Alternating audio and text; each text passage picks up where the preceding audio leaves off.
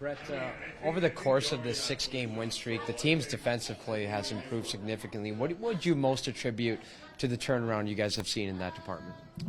Yeah, I don't know. I think everyone's just doing whatever it takes to be at their best individually and do what they can to contribute to the team's success. So I think from a defensive standpoint, it's just simplifying things and moving pucks up quick. And I think we're generating more offense, so we're playing with the puck more and spending less time in our zone. When you have one of the best offensive defensemen in NHL history behind the bench and in your ear all the time, what does that do for you guys as a group?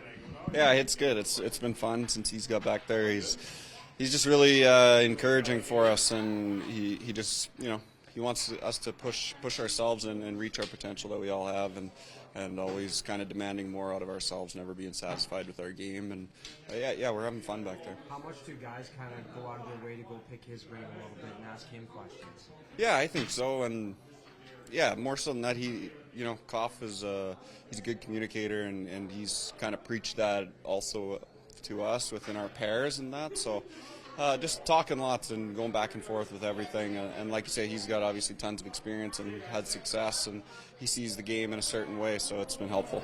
Did you? I wonder if your family, like your parents, thought it was even more cool than the players to have Paul Coffey as a coach, just because they maybe watched him growing up. Yeah. You guys would be aware of him, but they would have, oh my gosh, Paul Coffey's now your coach. Yeah, they talk about it a little bit for sure, and it's pretty cool. It's not too often you got a guy like him back there, so we're taking advantage of it, and we're enjoying having him on the bench with us. They ask you to get anything signed yet? No requests. Yeah.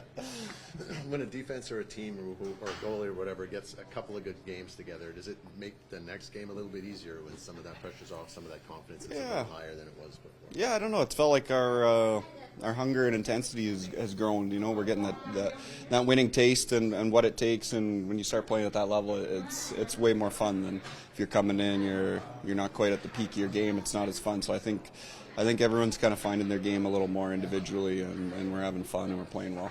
You guys have turned things around on a dime before, like you did it last year, down the stretch.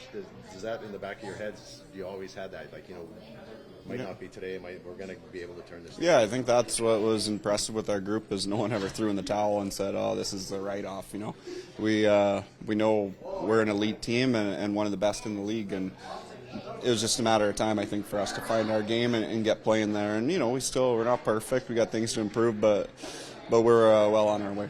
It looks kind of showed last year that it's sustainable. It's not just a hot streak. You guys can do this for 20, 25, 30 games in a row. Yeah, exactly. Once we get rolling, get playing good, and now it's just building the game and maintaining that consistent level. It's the next generation game tomorrow, so kind of kids' day, but some of the kids have some different roles, as you've seen.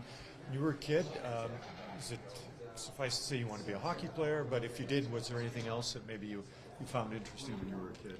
Yeah, for me it was always hockey on my mind, and so that's what it's been my whole life so far. So we'll see post-career, the next chapter I'll start thinking about something else, but for my whole life to date it's all been hockey. Yeah.